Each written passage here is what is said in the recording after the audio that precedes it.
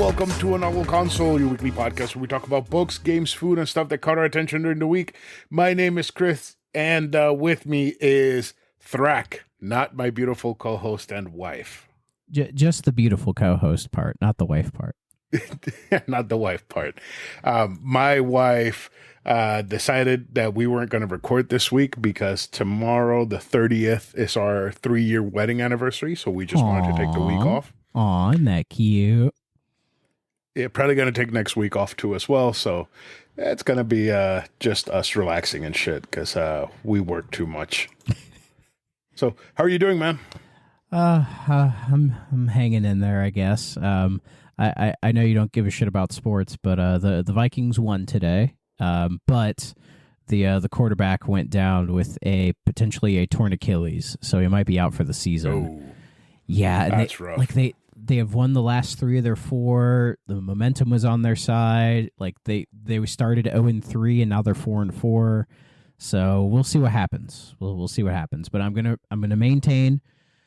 I'm gonna believe in my Vikings. All right. So I'm gonna hang in there. But other than that, things are good. I've been playing Control, and I highly recommend everyone play it. It's surprising to me how many people don't like it. In a way, I can see why. That's weird. Well, I was playing it a certain way when I started it because you have the handgun. Yeah, and I didn't realize that you can shoot the handgun as fast as you can pull the trigger. Oh yeah. So I was playing it in a very tactical way, which for me worked. I really enjoyed playing it that way. But once I figured out that you could fire as shoot as you can pull the trigger, like that changed the whole thing for me, and I started having a lot more fun then. Yeah. Like you definitely have to kind of be on your toes while you're playing it, because I tend to say I'll levitate in the air and then I'll slam down, pop a couple shots off, dash away, maybe force push a guy in the chest, and it can be really exciting when you're kind of in the thick of things. But Right. There are definitely some issues with it, but I gotta say personally, it's probably one of the best games I've played this year. So. It's a fantastic game. Yeah. It was my first Remedy game. It's not my first. And I absolutely loved it. And I just bought it on Steam Deck last night for $10. So I think I'm going to give it another playthrough because Alan Wake came out. Alan Wake 2 came out on Friday. Yeah. Great reviews. I downloaded. Oh, yeah. The reviews were surprising me because they were 10s and 9s everywhere. Yeah, I think PS5's Metacritic is an 88 and the PC version's at a 92. So they even out to about a 90, which is really good. Because Control didn't get that. Control's reviews weren't that good in comparison. Not that I remember. I think it got mid-80s. I downloaded the original Alan Wake on PlayStation. I downloaded Alan Wake 2, so I want to make my way through the original Alan Wake because Burger Champ said that it was about 10 hours long. Yeah, it's it's a quick play. And then I want to hop in to Control, maybe do the DLC, and then just go into Alan Wake 2 because there's a character from Control that's in Alan Wake 2, and I kind of want to refresh my memory of what happened in Control. Yeah. And maybe get to take out that one boss fight that I couldn't beat the first time that I played it. So yeah, which boss fight was that in Control? It's a post game boss fight. Is it Former? I think. What? Is it Former? Like the giant slug thing that you fight? No. Okay. No. So those annoying flying enemies that have they're flying on their back and their head is dangling down? Yes. Yes, I do. It's one of those. Okay. It's a boss fight that's one of those. Yeah. And it's super fucking annoying. And I couldn't beat it the first time, so I just, it's I beat the game. I'm not going to continue playing. Yeah, because with Former, I remember, I beat the second version of Former, yesterday. And I found the second version easier because you're on a much smaller, playing field, I guess, and he shows up much quicker. So I'm not just sitting there waiting for him to show up. He just shows up and just starts going apeshit. So it made the boss fight much quicker, which I actually appreciated a lot more. But yeah, at this point, I've beaten the main story. I've cleaned up all the side quests I wanted to do.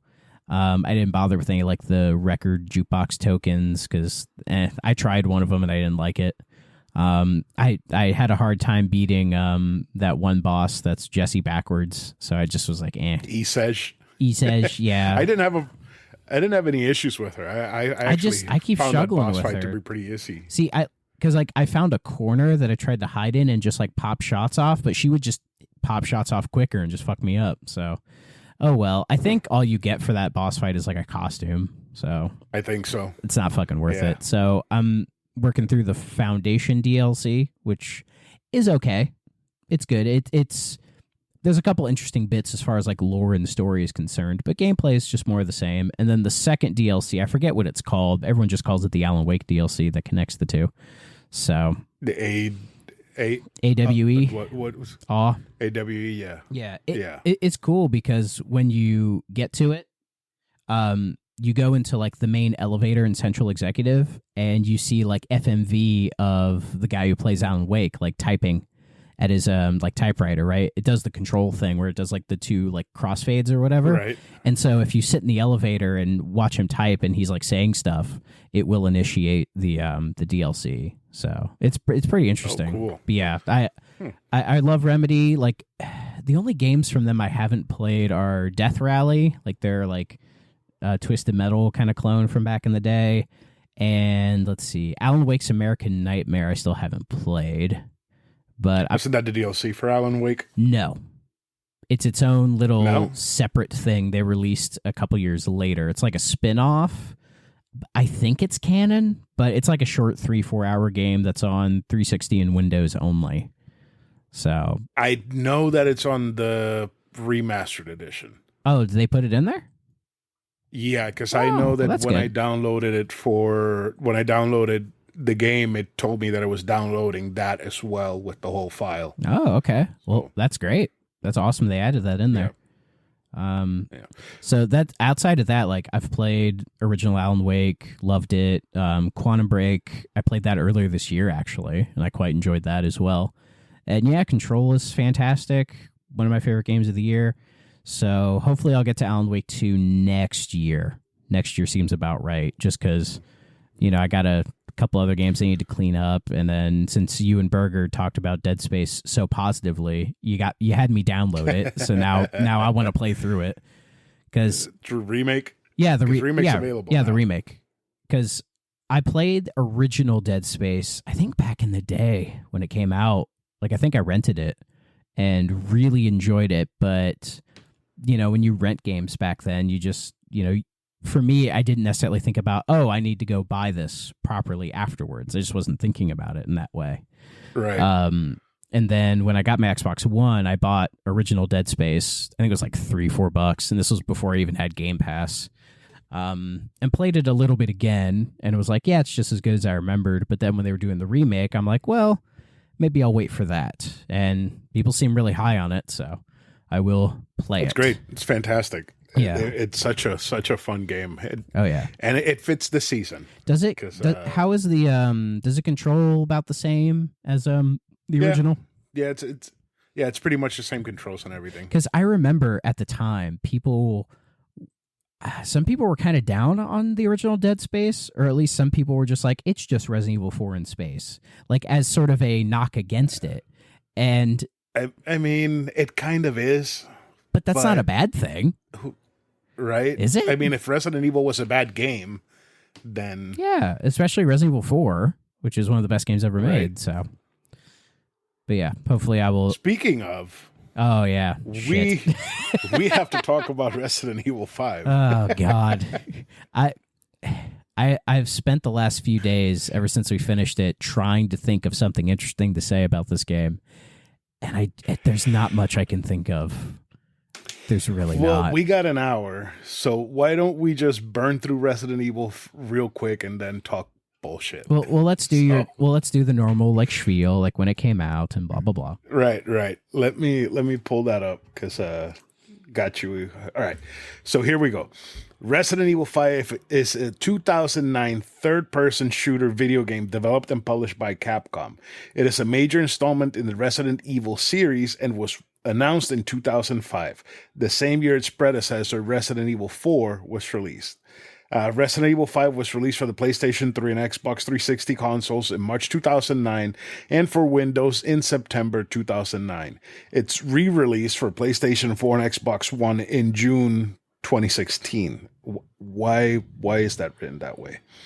I don't Anyways, the plot involves an investigation of a terrorist threat by Bioterrorism Security Assessment Alliance, or BSAA, agents Chris Redfield and Sheva Alomar on Kijuju, a fictional region of West Africa.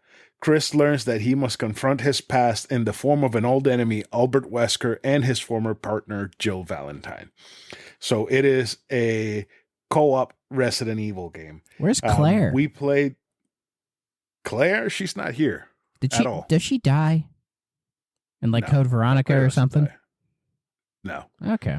No, because I think she got relegated to non-canon heroine because she is in the what's it called, Revelations 2. Okay, because I think if I remember Yeah. correctly, Code Veronica follows her after Resident Evil 2 because she's still looking for her brother. Yeah. And she does find Chris, and then potentially problematic shit happens. So we played the Xbox One version Yes. on our Xbox Series X's. Yes. And I just want to get this out of the way, starting the game. This is what television producers think a co-op video game is, because there's a lot of don't go there, here, take this item, or watch out for that monster, or it is what co-op is supposed to be. It's a lot of constant talking back and forth with each other, trying to get through it. Otherwise, you die, and we did die a lot. So, do you have a history with this game? Because I do. I have a tiny history with it. So I played this game when it came out. I beat it on Xbox 360. And then the Gold Edition came out for PS3, which was the base game plus the 2 DLCs that they made for this game, plus everything else that they added on for Mercenaries. And I played that a ton on PS3. I think I beat it a couple of times with some friends. I did play with a cousin of mine, and we beat it. So I put a lot of time into this game. And revisiting it now, it's way better with friends than by yourself. It's I don't want to play this game by myself ever again. I'll take your word for it, because my weird history with this, I remember when it was announced. It was like the first trailer was a big deal, and it caused a lot of controversy at the time because the trailer was mainly Chris just mowing down a bunch of black zombies basically in Africa. Yeah. But I don't think they had established it was Africa yet, or maybe they did. But I just remember it was a big deal, and so Capcom had to go back in and add a bunch of like white and brown zombies to sort of even it out, to make it better, I guess. So it's more like you're in like apartheid South Africa or something. But yeah, it getting announced was a big deal, but then when it released, from my memory, it didn't make as much of a splash as, say, Resident Evil 4 did. No, it didn't. Yeah, and funnily enough, a friend of my sister's at the time was holding, for some reason, she was holding a garage sale, like this, like maybe a year or two after, and she had the strategy guide for the game. And they were just like, Thrak likes games. How about you give him this? So I got it. And I had the strategy guide for years, without ever having the game. So I read through that a couple times, and it was neat. There was some neat art in there. But I got Resident Evil 5 for my Switch, I think.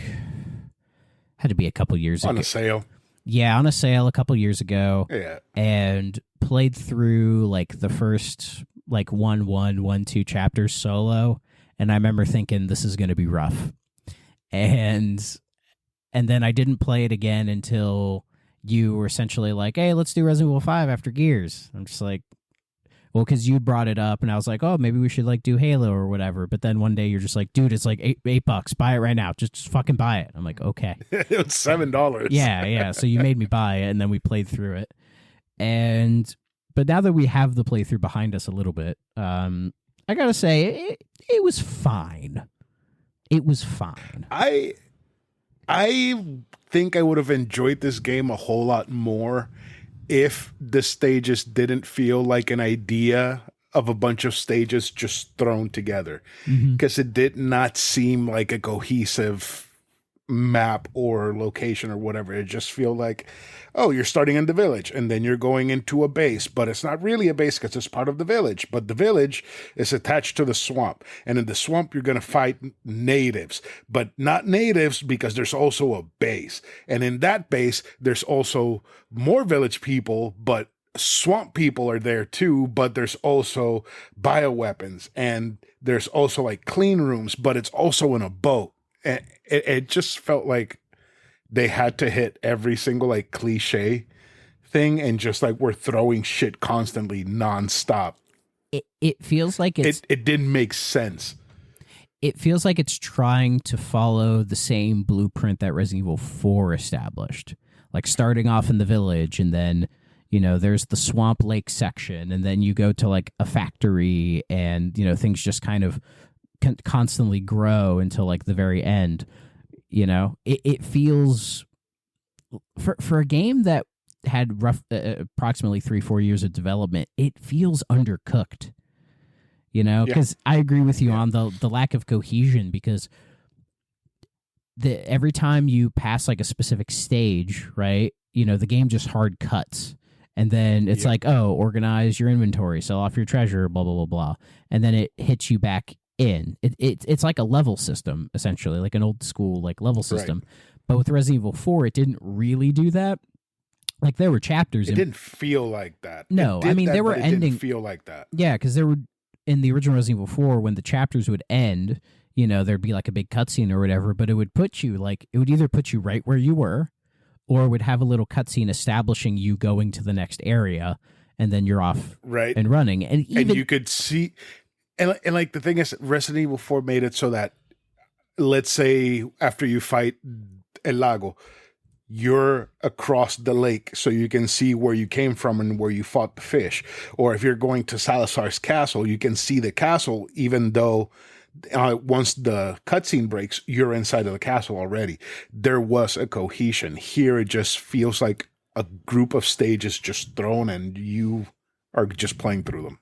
Yeah, and it's so weird. Like, do you think they ended up doing that because, like, say Resident Evil 4 was such a big success for them that maybe they didn't have to put in the same amount of effort, do you think? Do you think they phoned it in a little bit? Because if I remember correctly, Shinji Mikami is in the credits for this game. Right. But he's not directing. He's not at the helm like he was with 4. I forget who directed this one. Let me check. 2 guys, Yasuhiro Anpo and Kenichi Udea. I probably pronounced those really wrong, and they don't have Wikipedia articles, so maybe that tells you something. But it just feels like, if anything, it kind of fits into that weird mold Capcom was in. Because if you think about it, when Capcom hit the 360 era, they started to kind of struggle a bit. I mean, yeah, they had Dead Rising, which was pretty solid. The Lost Planet games, which, if I remember, the first one made a bit of a splash, but the sequels kind of tapered off. Yeah. And I remember I played Lost Planet at the time and really liked it, but I haven't played that game since like 2006. And then you had like, the Umbrella Chronicles for Wii. Those were the Umbrella Chronicles. I thought you meant the other Umbrella, Operation Raccoon City. That game was awful. Yeah, that one was rough. I think Dark Void was around this time, that kind of infamous Capcom game. The Bionic Commando reboot, which didn't really pan out.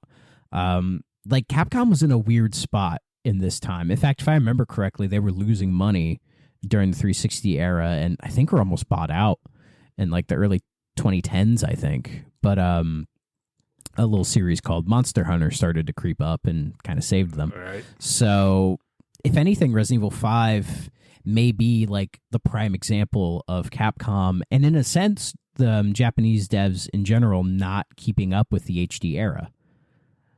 You know, because I remember during I know that developers didn't want to work on the PS3 because it was such a hard console to develop for. Mm-hmm.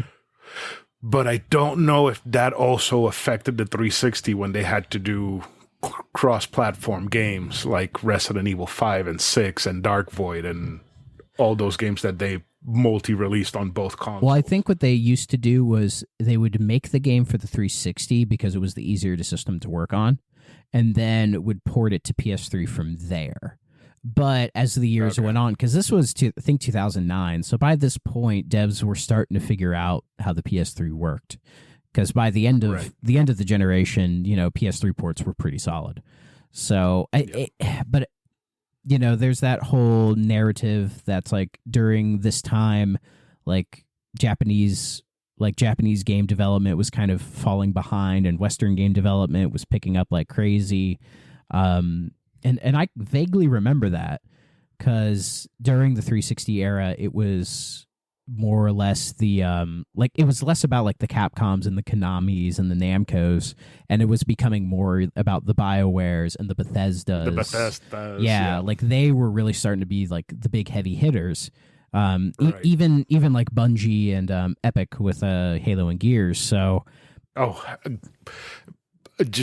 Epic had such a solid fucking generation there with Gears of War and Bulletstorm and all those games that they fucking released. Oh yeah, they were riding a high for quite a long time, but then Fortnite hit, and now they're kind of, it's weird, like they don't how care. They don't care anymore. Well, yeah, like I think somebody described Tim Sweeney as a video gaming stepdad, and it's so perfect because he is trying so hard to make everybody like him, but people just don't like him. He's just like, why won't you love me? I'm giving you games for free. And then you see what he's doing at Epic, where it's like they're making all this money and they're just trying to put all this money into these weird experimental projects that are at the helm of Tim. They fail. And what does he do? He just fires a bunch of people and doesn't take like a pay cut or anything, which is just American corporatism bullshit, you know? So, but yeah, like they were riding high at this point, and yeah, it's just, I don't know what was going on with Capcom at this point, Like I think there was a rumor at the time that Microsoft was going to buy them out, but thankfully that didn't happen. I mean, there's always a rumor that Microsoft is going to buy somebody out. Like right now, they're saying, "Oh, Microsoft is going to buy Ubisoft." the one I keep hearing is Sega, but I feel like that rumor's been is 20 years old at this point. Like I don't see it. I don't think Sega would sell unless they were like drowning, where none of their games are selling and they're all fucking bombs. Like right now they're riding on Yakuza and everybody buys Sonic when it comes out, even if it's bad. Yeah. So so I don't think Sega's ever going to sell. Like if Sega didn't sell in like the early 2000s when they were drowning, like I don't see them doing it now. Like I don't see any of like these Japanese devs selling because they all have good working relationships with the big three console manufacturers, and they're growing their PC market as well. And Sega has a really good PC market with like Creative Assembly. So why would they? There's no real benefit to it. But see, this is how much I have to say about RE5 because I'm not talking about RE5. It's I don't know, like it's so weird that this is like the best-selling game in the series, like by a wide margin. I think there's a couple of reasons, because this game has been ported as much, if not more than Resident Evil 4. Yeah, because it got at least 2 releases on Xbox 360 and PS3 when it came out. Oh, because of the gold edition, yeah. Right, and then it came out on PS3. Yeah, no, gold edition, right. And then when Resident Evil 6 came out, they did a bundle that was $80 that had Resident Evil 1, 2, 3, 4, and 5 gold edition. Mm-hmm. So with $80, you got all of those games, which I'm sure that sold like crazy because I remember buying that bundle. Then it came out on Xbox One, on PS4, on Switch. Now it's available to play on PS5, on the Series X and S versions. don't doubt that this game has sold more than 4, and it's just because it's been so easily available to purchase. And every time it comes out, it's like $20. I mean, who's not going to spend $20 on a Resident Evil game on a new console? So real quick, Resident Evil 5, as of December 2022, has sold 13.5 million units. By contrast, the original Resident Evil 4, as of December 2022, has sold 12.3 million. So it's close. It's closer than I thought. Yeah. So, but I think the heavier sales for RE5 probably has to do with the big success that Resident Evil 4 was, and people, naturally getting hype for the next game. Like, say, everyone was hyped for Pikmin 4 because Pikmin 3 was so good, you know what I mean? Or Tears of the Kingdom because of Breath of the Wild, like that kind of thing. And I'm sure it also, a lot of it had to do with, it's Resident Evil 5. It's more survival horror, but co-op. And, in Africa. So we have somebody that can help us the entire time fight off these monsters, and it's still going to be survival horror, which they did away with the whole survival part because it's still technically a horror game. Yeah. A bunch of like heads exploding and monsters and all that shit. Yeah, this is Resident Evil going further into just being like a horror action game. Like the survival aspect feels very like just minimal, if there at all. Like it's not Resident Evil 6, where Resident Evil 6 is just it's not even a horror game anymore. It's just an action game. Yeah. So they still try to throw in the horror ideas. We only ran out of bullets once, and it was at the end of the game because we didn't know what the fuck we were doing. We had like a full clip in your machine gun, like 2 shotgun shells, and like 20 handgun bullets between the two of us. We beat the game somehow. What's funny is I mentioned that to a friend of mine, and he said when he co-opted with his friend back in the day, they ran out of bullets and then just went up to Wesker and just knifed him, and they had him weak enough to that killed him. They knifed Wesker to death, which is awesome. But oh man, but yeah, like. See, It took us a while to figure out Wesker. I think every single time we fought Wesker, we had to stop and do a Wikipedia search to figure out how to beat his ass. Yeah, but I think it was you just discovered like, if I just hop on his back, it kind of rips the chest open so you can get better shots off. Right. Him. But you got to punch the boulders. How'd that feel? Yep. Does that feel good? I can certainly say that I'm a boulder punching son of a bitch, or what. But I don't remember what the guy calls Chris. I think it was a boulder punching motherfucker or something like that. Is that in the Village? Yeah. Yeah. Still haven't played Village. It's so much fun. It's so good. It's Resident Evil 4 all over again. It's on the list, but I have to play through some of the others. But yeah, like it's weird that like I feel the perception of RE5 has changed because I think people were down on it for a long time. But then after, say, like 6, and then the rise of kind of the memes around RE5, people tend to be a bit nicer to it, and they're like, oh, it's fine. And I think at the end of the day, it is fine. And if I had done it single player, I probably would have hated it. But, being the AI teammate to you, it made it enjoyable for the most part, despite Shiva being a bit of a handicap to the second player. For kind of left-handed. Yeah, they make her left-handed for no real reason at all, just to be different. And this was, before you could swap, which I like now with games. Right. When you aim, I think it's usually if you click the right stick, you can toggle, which is nice. But we're kind of not there with optimization yet. But no. I think Resident Evil 5 is the middle child, the ugly middle child, because 6 is the one everybody hates. Yeah, then 4 is like the one everybody loves. And then 5, everybody's like, it exists. It's almost like the ugly duckling. Like it didn't have a good start, but as it's gone on, I think people have become kinder to it and nicer to 6. I don't think 6 will ever get that kind of resurrection. Unless you're Jala, I don't see anybody really enjoying this game.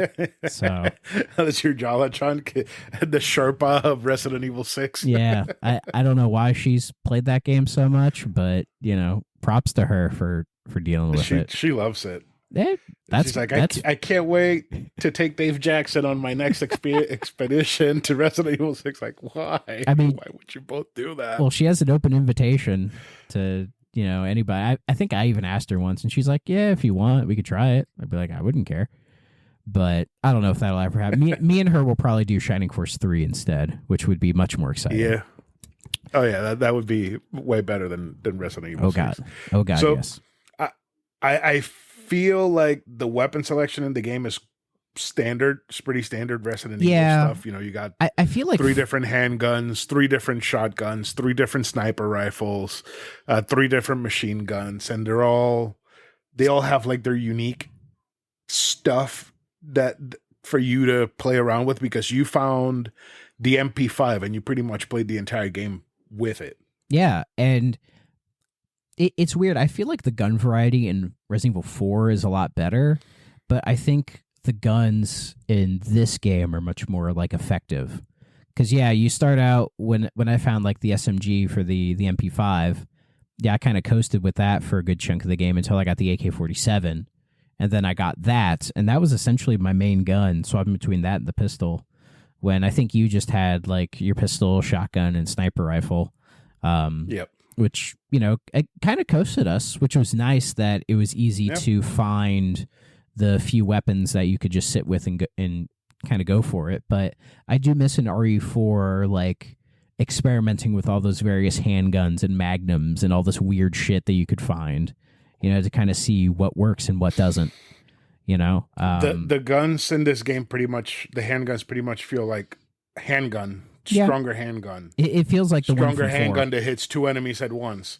That's it. Yeah, it feels like the handgun from 4, which was fine. And it amazed me how some people are always like, when I tell them, "Oh, I keep the standard handgun the entire game," people are like, "You don't ever like get rid of it for the blacktail or whatever?" I'm like, "No, I just always kept it because it worked for me." And having the increase the critical headshot rate always was a big help, especially near the end of the game, because then I could just one-shot people in the head like crazy. But, See, once I got the Red 9, that's it. I'll just carry the Red 9 the entire game. But that's what I like about 4, is that I think everybody approaches the weapon loadouts a little differently. To where some people are like, "Oh, I'll use these guns, or I'll swap these." Like, some people keep the semi-auto sniper the whole game. And then some other people swap it out for the semi-auto, even though it takes a lot more space. There's a lot of interesting strategy there. But with RE5, that strategy doesn't feel the same. It just feels more like just have enough ammo to blast everything, which is fun in its own right. Like, I can't say we didn't have a fun time with the game. We did, especially when I got more accustomed to it, because I think I feel like the first round I was dog shit. True. I feel like that statement rings true specifically when we get to the boat. And it's just nonstop enemies coming at you. And then we're both using whatever we have that works best against them. So I'm blasting them with the shotgun and you're mowing them down with the machine gun. Yes. Or like when those crab monsters come out, I would blow their tail off so the mouth would open, and then you would unload your machine gun into their mouth to take them down. Yeah, I liked that a lot. That worked very well for me. We got into a rhythm, and that's definitely what makes the game work, is when you have the two players, kind of syncing together and figuring out, when to shoot. Like, oh, you shoot him this way, I'll shoot him this way, and then Josh will say, "Another pipe, get down," and then we get down. Not a pipe. I gotta say, I like Josh quite a bit. Josh was great. He's probably my favorite character in the game, actually. Like, he's a loyal, dedicated soldier. I don't think he knows quite what's going on, but he's efficient and does what he needs to do, and he's not annoying or anything. He's a good character. Right. I like him. In fact, great. Josh was great. Honestly, I don't hate any of the characters in this game. Not really, but most of them don't have enough character to hate. Like, Chris and Shiva are just kind of there. They're not like Leon, where I keep comparing this game to 4, but it's just how I am. Where like Leon, I mean, it's bound to happen. yeah, and Resident Evil 4 is one of my favorite games of all time. And you have Leon, who is, they used 2, his character in 2 is like a good foundation for him in 4. But with 4, they let him be more confident and kind of go out there a little bit more in the character stuff. And he's memorable for that, Like, I know his hairstyle was very influential in 2005. And This fucking Nick Carter ass looking motherfucker. Oh, yeah. People loved it. Like, I know people who were like, Leon is, they loved the design of the character and everything. And, and he stuck with us, because he was a very fun character. So I remember in 6, when they brought him back, a lot of us got excited, but it didn't really work out. Right. But with Chris, there's not a lot there with him as far as a character. Like, he's a big hulking dude. That's like kind of all he is. I feel like there's two personalities for Chris, right? There's the big, I'm going to kill all the bioweapons, I'm the head of the BSAA Chris from Resident Evil Village. And then there's the, I need to find Jill now from Resident Evil 5 and Resident Evil Revelations, because that's his entire character in Revelations, just finding Jill in the fucking boat. I mean, that's essentially this whole game's plot, is him finding Jill. Right. And then him kind of getting caught in the whole Wesker plan, essentially. Right. Which, did they intend for this game to be like the end of the series? Because it feels very like a definitive end. It does. I wonder if they did, because it feels like Wesker dies at the end. Yeah. Which I'm still not convinced that he's Spoilers. dead. This game's from 2009. It's fine. This game, if you play Resident Evil 5 for the story, you're kind of missing the point, because the story in this game is not it. The story just kind of exists. Even though I do like Wesker's character in this game, and it feels like the earlier Resident Evils, he's kind of like holding in his like diabolical villain, and here it's just all out. It's like, there you are. And, just like this weird, he puts on this very weird accent and talks about releasing Ouroboros into the atmosphere and turning everybody into zombies, and him being the ruler of them or something. Like, it is batshit. All of the monsters and shit in this game are like a variation of Las Plagas from Resident Evil 4. Yeah. Yeah, but just so not as interesting. That's kind of cool, but yeah, right? Because you're calling him Ouroboros now, and it's just like fucking worms. Like, these people have worms. Yeah, and in 4, like, yeah, Sadler was at the top, but you also had Salazar, Mendez. You had all these other little characters to kind of like work your way up. Whereas in 5, there isn't any. It's just, you're just going for Wesker. I mean, you have that annoying dude that turns into a fish and dies. Oh, yeah, I forgot about him. Excella, who turns into a blob and dies. Yeah. It's just, yeah. This is just co-op Resident Evil 4, but not as interesting. Right. That's really the best way to describe it. To be honest, I don't hate it. I didn't hate it either. Resident Evil 4. I know at the end of our it's fun. At the end of our first playthrough, I fucking hated it because I was dog shit at it. In fact, speaking of, shout out to Carradine, because there was a couple times we were playing this, and Chris would say something to me, and then Carradine would say in the background, "You're being too mean to him. Stop it." So thank you, Carradine. Thank you for going to bat for me. I appreciate it. Like, the one that made me laugh the hardest was something happened and I died. And I was like, "You let me die, you fucking bastard." Oh, yeah. And she came into the room. She's like, "Don't call him a bastard." He's like, "Don't talk to him like that." And you're like, when I screamed at you and I called you a fucking bastard, you're just dying laughing. And Karen comes I fucked in. up. Yeah, I fucked and you up. start I'll admit laughing even harder. Because it was nice of her to do that. So thank you, Carradine. She's a sweetheart. She is. She doesn't understand the video game chat stuff, So bless her heart. No, bless her sweetheart. No. And it was more like me yelling at you to get back from things, because you've never played the game much before, so you didn't know what was a one-hit kill. Well, one of So I was like, get the fuck away from it. You're going to die. and that really brings up like my main issue with the game is they fucked with the controls and compared to say 4, because I'm so used to how Resident Evil 4 plays, right? And then in 5, I mean, it kind of plays like 4, but it does kind of the fucking Gears of War thing where A is everything. And at first, that threw me for a loop way more than like the lefty aiming, which I eventually got used to. I knew I would. But I think when I changed my control, I think it was to type D. That kind of, for some reason, that was like more closer to RE4, how it moved. So I was able to be fine with it then. You know, I think it was I gave up like camera control, but it was fine. So, but yeah, but by the end, camera control with those tank controls, the camera control is pretty much useless. Yeah. So by the end of the game, I was staying pretty close to you as far as like skill level was concerned. So I knew I would. I just had to get used to it. But it's just as Shiva or whatever, however you pronounce it. It's I don't know. It just her character, the way they create her for like a second character to play, just feels completely ass backwards.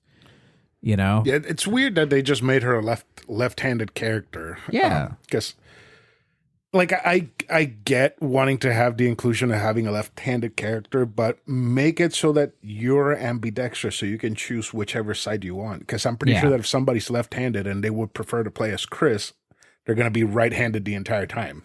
Yeah, and I will say, I think with modern, like say with Resident Evil 4 Remake, they let you swap, which helps if say they do. It helps if say you're a lefty or righty, but it also helps just in normal game context. Like if you're aiming righty and you can't get a good shot, but if you swap to lefty, you can have a better shot. You know, which I think in a normal sort of like tactical shooting situation, you would do that when you have to. So it gives you more control over the player as well. But has Shiva ever come back? Have they ever like done a thing with her? No. Okay. No, she comes back, I think, for Mercenaries on 3DS, and that's it. Okay. According to Wikipedia, Josh too. Well, according to Wikipedia, she's in Dead by Daylight. Oh yeah, for the Wesker DLC or the whatever the fuck Nemesis DLC. I'm okay. Because they added them for some reason.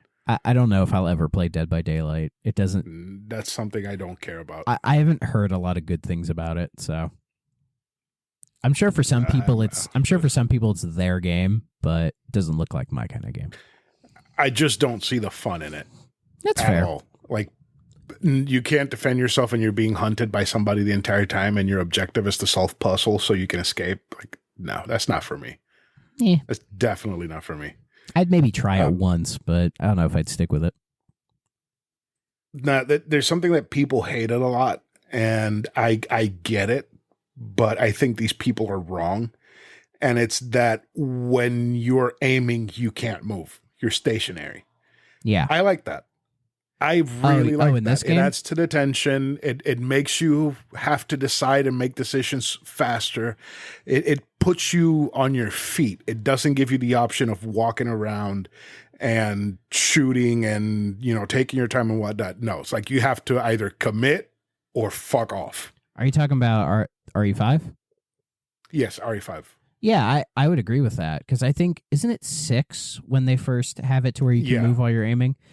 I don't know. It could actually. I think the 3DS Revelations had it first, and then 6, because Revelations came out before 6. Okay, because it could just be me, but whenever I play, say, Resident Evil 2 Remake or 4 Remake or any of these games, I don't when I aim, I don't ever think about I can move. I just sit there and plant my feet and just take the shots. Because I think, as you said, it forces you to sort of think on your toes and just be like, oh, I have to like plant my feet here and take the shots. And if you can't, then you can say 180-degree turn, run out of there and get a better vantage point. Like these games aren't high octane action games. Even when they're trying to be more action, they still force you to like make sort of those like survival horror commitments when it comes to like your character action.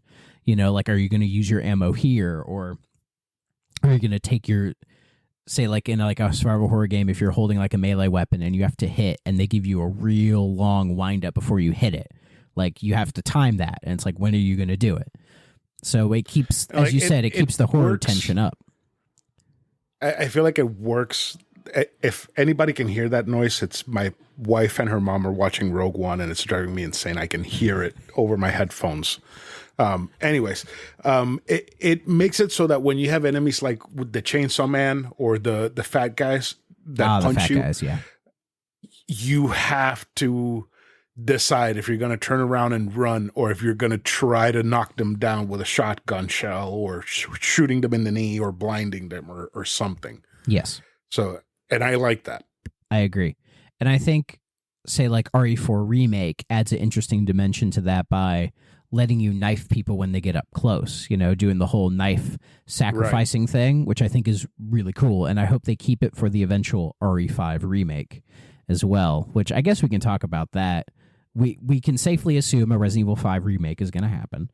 Not to spoil RE4 Remake or Separate Ways, not to spoil either of them, but the endings of both definitely hint at what Wesker is planning to do with Ouroboros. Like I don't think they specifically say Ouroboros, but no, they don't.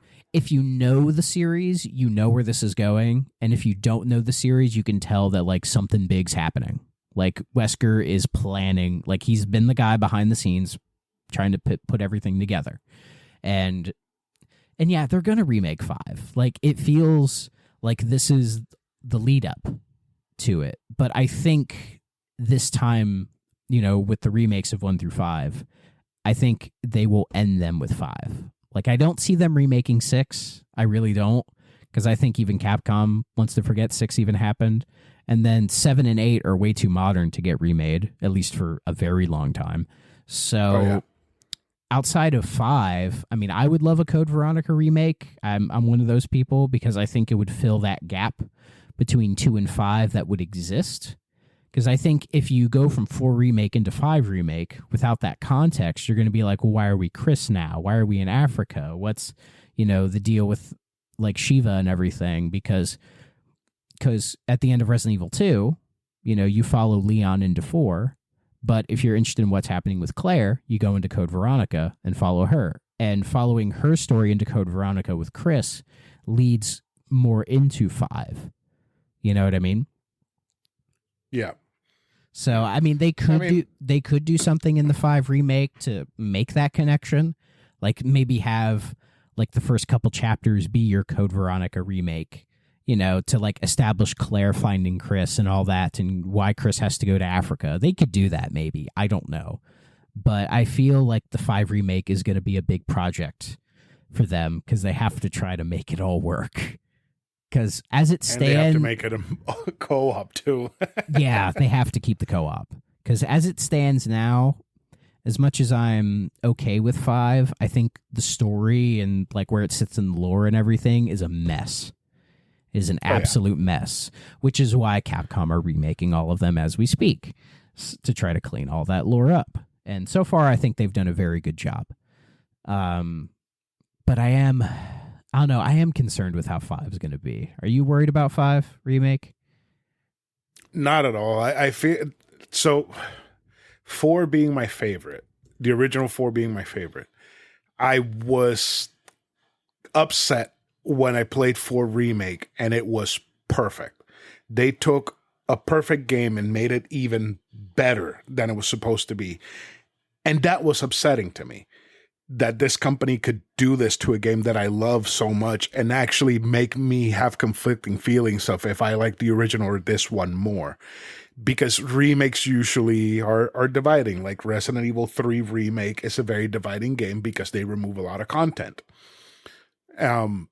So them remaking this game to me would be a whatever. I mean, worst case scenario, they make the stages more cohesive. Because a complaint that I've had since the first time I played this game is, why would you go to the village, right? Fight your way through an oil field, get to the swamp people, fight through another fucking oil field, go into a military base, and then you're in some fucking ancient African ruins doing solar panel puzzles. it doesn't feel cohesive. And if the remake would fix that, then perfect. If it makes the game somehow worse, which I doubt it, because the RE engine is fucking incredible. I don't see Resident Evil 5 getting fucked up, so I have no fear of it getting remade at all. I think it depends on the team that decides to make it, because there are two different RE remake teams. There's the one that did RE2 and RE4, and you can tell it was the same team that did 2 and 4, because both of those are incredible, like front to back. And I think Resident Evil 2 Remake replaces the original 2, which some people may disagree with, but that's my opinion. And then it does. It canonically does replace it, and 3 as well. And the RE4 Remake, like, it is like the new canon version, and I think it's just as good as the original, in some ways better than the original. And it conflicts me as well. But in my heart, I think I still prefer the original. But if I were to say put them together, say like if I was going to do like my favorite game rankings, right, I would probably put 4, and I would probably put original 4 there and say, but also 4 remake is really good too. So a 5 remake, I mean, I'm pretty sure it's going to happen. I don't see why they wouldn't, because again, RE5 feels like that what it's all leading up to, so it makes sense for them to do. But if it's the RE2, RE4 remake team doing 5, then I would feel very comfortable with it, because they've shown, I mean, hell, with RE4, they showed they could remake anything. Like, they fucking proved it. But the team that did RE3 is a different team. And would they give RE5 to that team? I don't know, especially since RE3 remake was divisive. I don't see them getting RE5, because RE5 is such a favorite game between the fans, and it's such a big game as well in terms of where it sits I would in the see story. them doing Code Veronica if they're gonna do Code Veronica. I really hope they do. Like, it's up in the air if that's even going to happen. I still would like it, because I think it would cement it in the canon. Or they could put them to work on Revelations 3. That's been a rumor. That's been a rumor for years that they were working on a Revelations. That they were working on a Revelations 3. I think they were going to try to make it a Switch exclusive, but I think that's been canceled or something. Like Revelations is a side story. It's not canon at all. Nothing about Revelations is canon. But from what it's still really fucking good. Well, I think the rumors kind of got mixed up, because there was a rumor that they were doing a Revelations 3. And then there was also a rumor that Capcom was making a Resident Evil exclusively for the Switch. And I think people tried to say, oh, Revelations 3 is the one for Switch, but that was never confirmed or anything. But as far as I know, any project like that is either just like been like put on the shelf or canceled or whatever. So, and I feel like if Capcom were to do a Resident Evil just for the Switch, at this point, they'd probably just do it for the next Switch, which could be Revelations 3. Yeah. They might be working on a Revelations 3, which would be, say, a launch title for Switch 2. There's also Resident Evil 9. What's happening with that? Because Ethan's story is done in 8. The Winters family is completely done in 8. So what's going to happen? Well, don't tell me that. I haven't played them. Well, I'm not telling you what happens. I'm just saying that we're not going to see them again. Well, we're definitely tied a bow on it. I mean, we're definitely going to get a Resident Evil 9. Yeah. When did Village come out? Wasn't that last year or 2 years ago? I think it was 2 years ago. Okay. Yeah, 2 years ago. Village is so good. I don't think 9 would come out, say, 24. That might be a 25 game. Like, I imagine 24 might be, say, like a Code Veronica remake or a Revelations 3, right? Something kind of smaller. And then next year, they do, say, the 5 remake. And then the year after that, or no, they would do 9. And then the year after that, do the 5 remake. That's what I think they would do. There's a rumor going around that Capcom has something that they haven't announced. Yes. That should be released by February. That's what I've heard. And though I don't think it's a Resident Evil game. I think it could be possible. I have 2 possibilities, but go ahead. So I think it could be a Code Veronica remake because it's been quiet and wasn't Resident Evil 4 remake like, here's Resident Evil 4 remake. It's released in like 6 months. Yeah, they wouldn't do And that it for came 4. out. Yeah, for 4 they wouldn't want to do that. And say for like a Resident Evil 9 or a 5 remake, they wouldn't give it a 4-month advertising cycle. They'd want to give it like a year. But like I'm saying that for Code Veronica remake, I think it could be a thing. Yeah, I would like that. I mean, because wasn't Resident Evil 4 released in February this year? It was released this year. It's 4 remake is still my game of the year. And wasn't Resident Evil 2 remake released in February of the year it came out? 2019. And wasn't 3 released on February of the year it came out? Well, like Resident Evil's been a yearly franchise for a while. And surprisingly, wasn't Resident Evil 8 a February release as well? I think so. It's surprising how Resident Evil has become a yearly franchise and it hasn't hurt the quality overall. Like the quality is still high. In fact, it might be higher than it's ever been, which is very impressive. Yeah, that RE engine does fucking wonders, man. And having a team that knows how to work the engine, I think it's all that. Oh yeah. I could see why you think it'd be a Resident Evil game.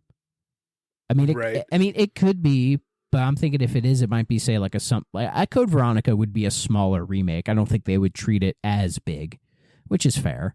Right. Or say maybe a Revelations 3 or something like that, like a smaller game. But it could also be a Mega Man Legends collection that they haven't announced. Hell no. Oh, I would love that so much. That shit would make me so happy. I saw one guy say, "Oh, what if it's X9?" and everybody laughed at him when he said that. Like, you fucking dumbass. No, I have 2 different franchise ideas that they might do. They're not Resident Evil. One of them could be Monster Hunter. We haven't had a new Monster Hunter in a while. Since World on the Switch that then got ported to PlayStation and Xbox. Well, there was Stories 2. I think that was Stories 2. That was before. Well, then there was Rise. That was Rise. That's the one I mean, Rise. Yeah, Rise. Yeah. And then there were Stories 2. I mean, it could be another. I mean, Monster Hunter's 20th anniversary is next year. So. I mean, I don't doubt that we might see a Monster Hunter. We'll see something Monster Hunter next year. I doubt that it's going to be. But another one that would make you happy, I think. DMC 6. Yes. I've heard that. I've heard that floating. Highly doubt it. Highly doubt it. Well, didn't 5 do well? DMC is in a weird spot with Capcom because of the reboot. So when they announced 5, they announced it a long time before it came out, and they talked about it nonstop to get people hyped. And 5 came out, and it sold like fucking crazy, and it did amazing. And then they did another re-release for PS5, which was like the complete edition, and that did like crazy too. So I can see a Devil May Cry 6 happening, but I can't see it be like a 4-month, 6-month thing. I think that would be a whole year-long campaign of here's Devil May Cry 6.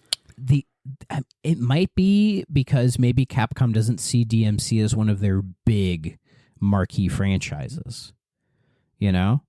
Like it's not, say, Resident Evil. Like the big 3 for Capcom is Resident Evil, Street Fighter, and Monster Hunter. Those are their big 3.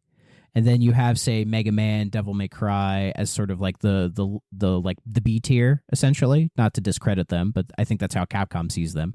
And then they'll do Mega Man now is, because Mega Man now is just a collection machine. Mega Man's a mascot. We're getting Mega Man collections. We're just getting legacy collections nonstop. He's a nostalgia mascot, basically. He's Pac-Man to them, you know?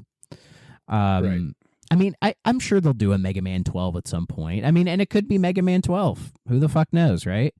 But shit, I want CX3. That's all I want. Maybe Mega Man Legends 3. I'll be happy with that too. I doubt those will ever happen. I mean, I could see them a Legends doing collection. A Legends collection. Just give me a Legends collection. A Legends collection is possible, but I think they would have to put a little bit more work into that.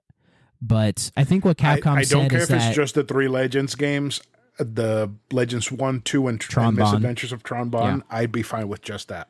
Oh yeah, that's all it I would don't need be. anything else. But I think why it may not be that is because Capcom said this is something that will sell millions and millions of copies. So, I mean, it could be, say, a Mega Man 12 and it sells 2 million copies. There you go. Millions and millions. You filled them up. I mean, but I don't see them. So Battle Network. Battle Network is that so sold niche. well. That sold 1 million plus. And it's so like, right? And it's such a niche game. Oh, God, yeah. I hated the first Mega Man Battle Network game, and I bought the fucking collection to play through the entire thing again. I'm told they get better after 1. Oh, yeah, no, they definitely do. 1 is just the dungeon design is atrocious.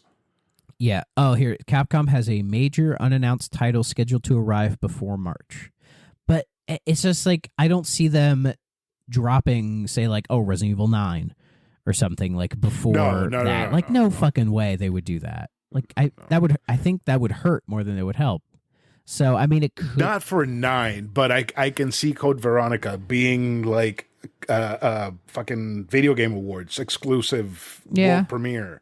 Oh yeah, and it's out in fucking February. So I have a feeling it will be at the Game Awards. Like it'll be announced there. Oh, yeah. It makes way too much sense.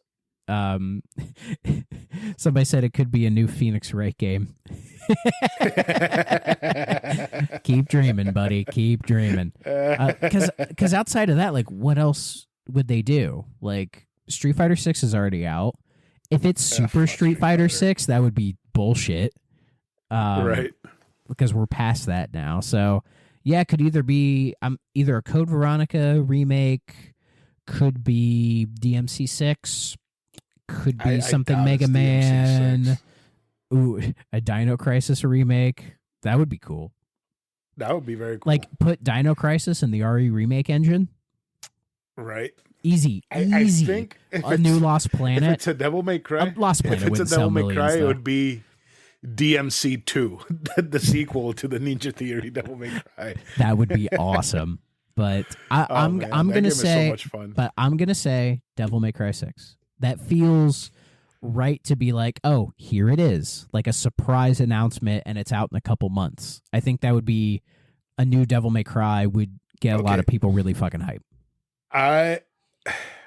The more you talk about it, the more I hate you for it, because I think you might. It does make a lot of sense. Yeah. Because when 5 was coming out, they had the dude that made the song and the lady that sings it do a number in the Game Awards. Like, they sang the fucking Devil Trigger song. Mm-hmm. And then DMC 5 came out a little bit later. But I don't think it's 6. I don't think it's 6 at all. Well, and think about it. FromSoft just returned to Armored Core, and that did really well. And FromSoft's really high. Think about it. Capcom's in a really good spot right now as well. And there might be some people who don't know that much about Devil May Cry, despite all 6 games being available. So, might not be a bad time to say on that big stage, reintroduce people to Devil May Cry, you know? Wouldn't be a bad idea, even though it doesn't need to be reintroduced. But I think it's been enough time to where people would get really excited to see it again. You know what? It's probably Power Stone 3. Fuck off. Fuck off. That would make me so happy. Fuck off. I love Power Stone. God damn it. I could just picture Aaron from Super Pot's living room, him watching it, and they're like Super Power Stone 3, and Aaron just explodes. I think Aaron matter all over the living room. I think there would be a certain population of like online weirdos who would absolutely lose their minds at a Power Stone 3, but I don't know. No, it's not gonna happen. And like and while, like, say a new MVC would be really cool, it's not going to happen. The last one did so badly that they're never going to get the Marvel license again. Yeah, and with how Marvel is these days, I don't know how they would be able to license that. Yeah. Like, the money would probably be absolutely ridiculous. They're compartmentalizing their licenses in such a weird way. Yeah. So many studios hold so many weird licenses that it's not going to... I don't think it's ever going to happen again. Like, I think even if... Is MVC2 available on modern platforms at all? No. That could be it. A re-release of 2. That would be an easy... That's a layup. A lot of people would get that's excited. Fucking easy money. I would say that's cool and not buy it. I've played I a would lot buy of it. I've played a lot of MVC2. It is a really good game, but it's not one of those fighting games I go goo goo gaga over. But it is a very good game. In my experience, I liked X-Men versus Street Fighter more. That was my favorite of that series. I don't know why. I tend to like that one the most. I only played UMVC3, MVC2, and a lot of Guilty Gear. So if it doesn't feel like Guilty Gear, it's not a good game. So fair enough. So that's why MVC makes sense to me, because it feels like a Guilty Gear game. That would be cool, but I think it's a new Devil May Cry. They can't do a compilation because all 5 are available. They can't do that. Yeah. So I'm gonna say I Devil May got Cry all 5 6 on the Steam Deck. Yeah. I still have the collection of 1 and 4 sitting on my wish list, but I've yet to pull the trigger. 4 is not bad. It's just I feel like it's dated as fuck. Yeah. Well, if I'm gonna play, which is weird because 3 is older and it feels so much better to play than 4. Because if I'm gonna play the Devil May Cry games, I'm gonna play them all. Might as well. So I know people. I know people don't like 2. I know. I don't like 1. You don't even like 1. Okay. I don't like 1 or 2. No, like start at 3 and that's it. Okay. Well, I'll see. I could probably emulate 3 on the PS2, and then do 4 and 5. And well, I have DMC back there, the Ninja Theory reboot. So I think DMC 3 goes on sale a lot for the Switch for like $9, and I think itself? it has an online, online Bloody Palace where you and somebody else can take on the Bloody Palace. And I've been wanting to do that for a while. Well, let me see if it's on Xbox real quick. It's not the Xbox version; it's the Switch version only that does that. Really? That's dumb. Yeah, because they kind of made made it a special edition for Switch. So. Oh yeah, the DMC HD collection in 4 is like $15 right now. I mean, it's worth it for and then $15. Devil May Cry 5, and it includes a different playable character, is less than 10. The Ultimate Edition of 5? I guess so. But I'll probably just buy like the Ultimate Xbox One Series X edition. Don't buy the fucking original DMC5. Ah, okay. And if you're gonna buy DMC, the Ninja Theory, I already buy have it. the I already ultimate, have that one. The Ultimate Edition. Well, I have the 360 version on disc. No, that's not the version to play. That version is really bad. Why? You need What's wrong with it? So the Ultimate Edition, they optimized it so it runs a whole lot better, and they added a bunch of extra stuff too. Okay. So everybody, like, they tell you that if you're going to play that, you can play the 360 version, but if you actually want to have fun, play the Xbox One or PS4 version. All right. Well, fair enough. I will keep those in mind. And they're Capcom games. They go on sale all the time. So even if I don't buy it right now, I'll get it later. Oh, yeah, of course. Because I really need to clean out my backlog. I need to try. Oh, dude. I finished Spider-Man 2 and I jumped back into Assassin's Creed. I'm almost done. Yep. And I cannot wait. I have so many fucking games to play, and not to mention the games I have to play for this podcast and other podcasts that I'm going to be a guest on. Yeah, I got so much shit going on. I got 2 podcast games I got to wrap up, and then 2 new releases that I want to play, Dead Space being one of them, and then Mario RPG. And then I was looking at a list of games that are announced for next year, trying to see, like, okay, which of these do I feel like I need to play day one? And I could only name like 4, which isn't bad. I'm going to try. Like, I know Like a Dragon 8 comes out in January. That's one of them, of course. My God. That's because that's going to be my entire February. So hopefully after that, I can just say fuck all this new shit and just clear the backlog out. That's what I'm going to try to do. I'm going to try. Yeah. As best as I can. Star Ocean when it comes out this week, but I don't think I'm going to be able to get to it for a while. Yeah.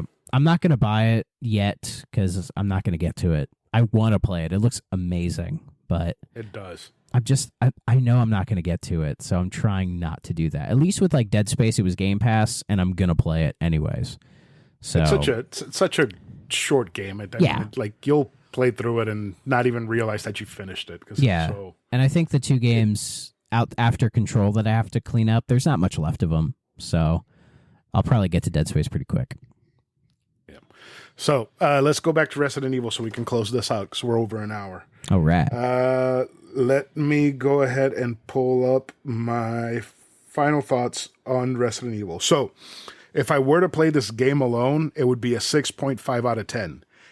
Co-op, because it's such a game that's tailored to be played co-op, it's an 8.5 out of 10. So, the game feels like a disjointed mess of ideas for stages. There's no cohesion to them. The boss fights mostly suck, and there isn't much horror. Damn, I write like an idiot. But goddamn, if this isn't what TV shows think co-op games are. It's great as a co-op experience. As an alone experience, not so much. 8.5 out of 10 co-op, 6.5 out of 10 alone. If I had played this game solo, I probably would have gave it like a 5. But co-oping it with you, I mean, I was originally going to do 6.5, but you were like, no, don't do that. So I bumped it to a 7. I think a 7 is a more fair assessment of it. In many ways, it's good, and it is memorable for sure. But it does have a lot of its issues. It's just a lot of little issues. Like, there's no real big problems with it.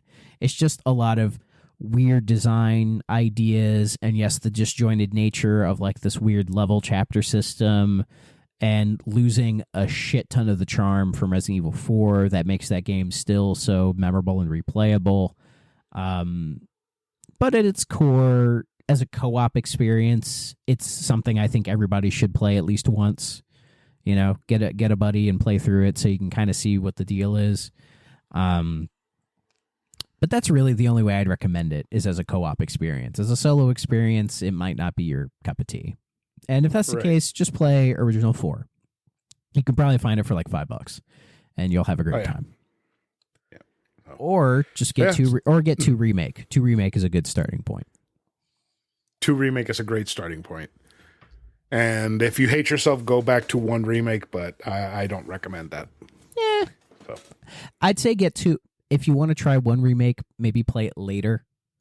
Because I think the story in 1 is very important, especially if you care about the story. And you got to have one Resident Evil game with the weird, shitty tank controls. And if you have to have one, the one that's set in the mansion with all the blind corners makes perfect sense. Because if they tried to remake 1 again, like Resident Evil 2 Remake, I don't think it would be any fun. They're not going to do it. They're not going to do it. And if they did, it would suck. Oh, there's also Zero. Resident Evil Zero. Fuck Zero. Zero sucks. I hate that game. I hate that shitty fucking game. That is like the worst case scenario of like playing 5 solo.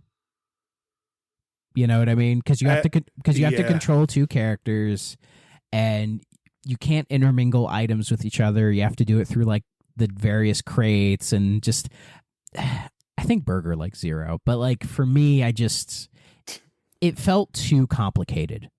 You know, it's like they had to think of some shitty gimmick to make the game like worthy of being a thing, because like the prelude to 1 story it's nice, but it doesn't really amount to anything. So, and I didn't care about any of the characters. So, pass. Yeah. Play Revelations. Revelations is good. Revelations is great. That's a good Resident Evil game to play. I would agree. All right. So that's it for this week's episode. Thank you, everybody, for listening. Thank you, Thrak, for being on. Is there anything you want to plug before we end the episode?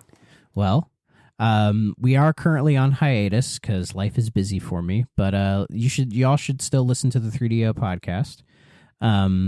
It's just on a break right now, just because I have a lot of stuff going on, and doing a weekly podcast was becoming a little bit much for me. But I know when I think by like late November, early December, things will lighten up a bit. So I think we can get in a nice pile of new episodes. So stay tuned for that. Around Thanksgiving time, I'll be talking about Sonic Superstars with Dre from the Fine Time podcast, which I think that'll be an interesting episode. I know you don't know Dre, Chris, but I think you'd get along with him. I find him very similar to you in some ways. So, and then hopefully, I don't know when the episode's going to come up, but me and Rick are finally going to record part 1 of our Lost Odyssey review. We're recording that. We're recording that Halloween night, and I have no idea when it's actually coming up, like releasing. But that's been in the works that's been in the works for like a year. He has really quick turnover on his episodes. Like he puts them out fast, so it might be like the next week after you record, he'll have the episode out. Okay, so hopefully by the time y'all are listening to this, it should be out relatively soon, which will be fun. I look forward to that because this episode has been in the works for like at least a year. I think it was around this time last year we talked about doing it. But Jesus Christ. It's been a whole thing. I can finally get the albatross of this game off of my neck, which isn't to say anything bad about the game. I think it's an amazing game, but yeah, that's really everything that's kind of in the works. I know by the end of December, another podcast asked me to come on to do like a top games of the year thing. So I don't know when that's coming out, but I'll be back on here at some point. We're going to continue our co-op chronicles with, hell, I don't know what we're going to play next. I think we should do Alien Hominid because it comes out this week. Oh, there's a new Alien Hominid? Yeah, Alien Hominid Invasion. I think we should bully Burger Champ into playing it too. Okay. Here, let me see. Is it on? Okay, it is on Xbox. It comes out the 1st, I think. Okay. So Wednesday. Okay. Oh, it doesn't have a page on there yet. At least I don't think it does. Ooh, this looks nice. Is this a remake? Is this a remake of the original? I think it's a sequel. Oh, cool. It looks great. A remaster or retelling or something. I'm not sure. It looks awesome. It does. And it looks like there's like different alien abilities. So okay, I think that would be a fun game to have the 3 of us go through. So that'd probably be a quick one too. Oh yeah, probably like two sittings maybe. Yeah, I'd say so. Yeah, and yeah, I pulled it up on Xbox and it doesn't have a price because I was curious how much this game costs. So on Switch it's $20, on PlayStation it's $20. Xbox it doesn't have a price yet. So it'll probably be $20. Yeah. Let's see what it does it have a price on Steam? Doesn't even have a price on Steam. That's weird. Yeah. But it'll probably be 20 and sure I'll spend $20 for an indie game. Yeah. All right. So do you want to say goodbye to everyone, Thrak? Bye-bye, everyone. Goodbye, everyone.